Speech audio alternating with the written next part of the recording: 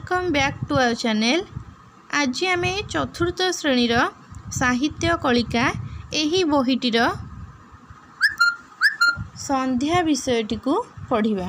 यही विषयटीर कवि होउछंती मधुसूदन राव। ताले कवि एठारे आमर संध्या किपरि सृष्टि होइथे ना आमर सूर्यंकर जेतबेले अस्त हुए सेतबेले आमर संध्या होइथे। ताले एई संध्या विषय रे आमर कवि मधुसूदन राव वर्णना करछंती। ताले चलो जिबा से कविताटी को पढ़िबा।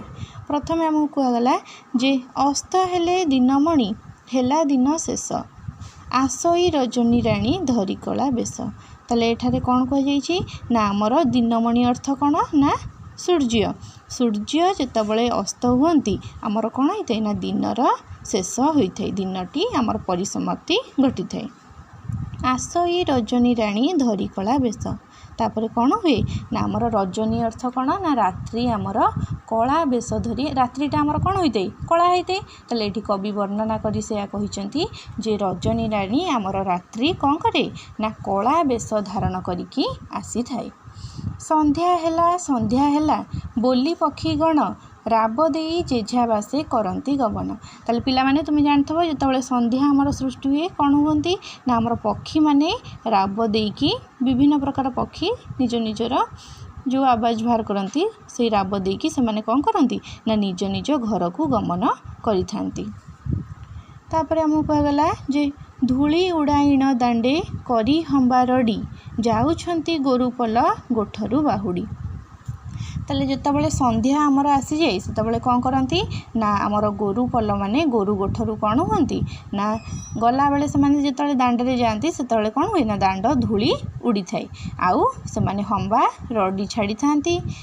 एमती रडी छाड़ी से माने कौन करती ना निज घर को बाहुड़ी थांती निज गुहाल को। गोरु माने आमर कोड रुहंती गुहाल रुहंती तो से माने निज गुहाल को आसी थांती। हल काम सारी चषा महा आनंदरे नाना रंगे गीत गाई बाहुड़ई घरे।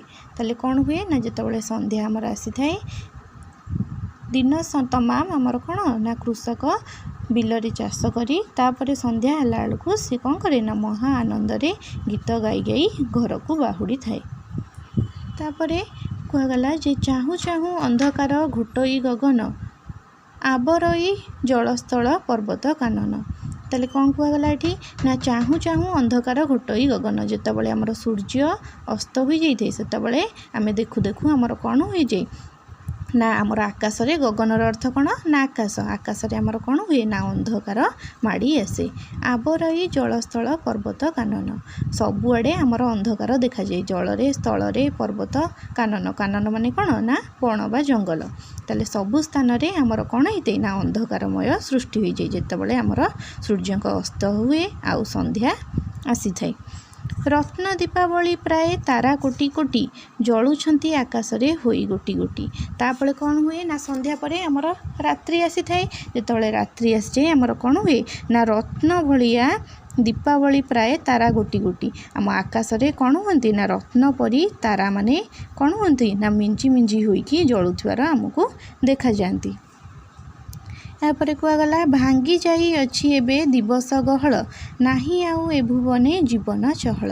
ताले वर्तमान कौन कहउछंती एठारे कवि ना कवि एठारे कहउछंती जो गहल थिला दिन तमाम आमर कौन होइते ना चतुर्दिगरे समस्ते आमको देखा जाइथांती किंतु रात्रि ही गले सबुआड़े निस्तब्ध हो जाए सबुआड़ कौन हो जाए ना शांत परिवेश सृष्टि होते। ताले कवि से कहउछंती एठी जे जेतबेले दिवस माने कौन ना दिन दिनर गहल चहल जो से गुड़िक आउ देखा जाऊ नहीं से गुड़िक एबे भांगी जाइछि एबे ताले कौन हो जाइछि ना ए भुवन भुवन अर्थ कौन ना आमर आकाश पृथ्वी पृथ्वी आमर कौन हो जाइछि ना आमर एबे निस्तब्ध पूरा हो जाइछि शांत पड़ जाइछि। दिन श्रम अंते बसी निज निज घरे विश्राम लोड़ती सर्वे आकुल अंतरे। ताले दिन श्रमर अर्थ कौन ना दिन सारा आमर समस्ते कार्य निज निज कार्य करी रात्रि हेला मात्रे कौन करती ना निज घर को बाहुड़ी आसती एवं घरे कौन करथांती ना विश्राम लोड़ी थांती समस्ते समस्ते विश्राम नहीं थांती।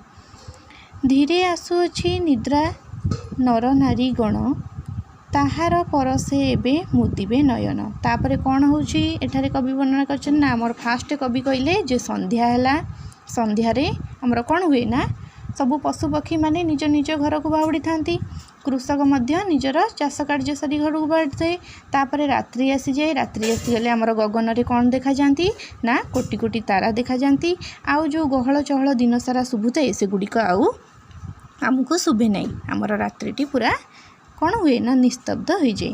ତାପରେ କ'ଣ କହୁଛନ୍ତି ନା ଯେତେବେଳେ ଦିନ ସାରା ଆମର ସମସ୍ତେ ଆମେ ନିଜ ନିଜ କାର୍ଯ୍ୟ କରି ରାତ୍ରିରେ ସମସ୍ତେ ଆସି କ'ଣ କରନ୍ତି ନା ବିଶ୍ରାମ ଲଢ଼ିଥାନ୍ତି।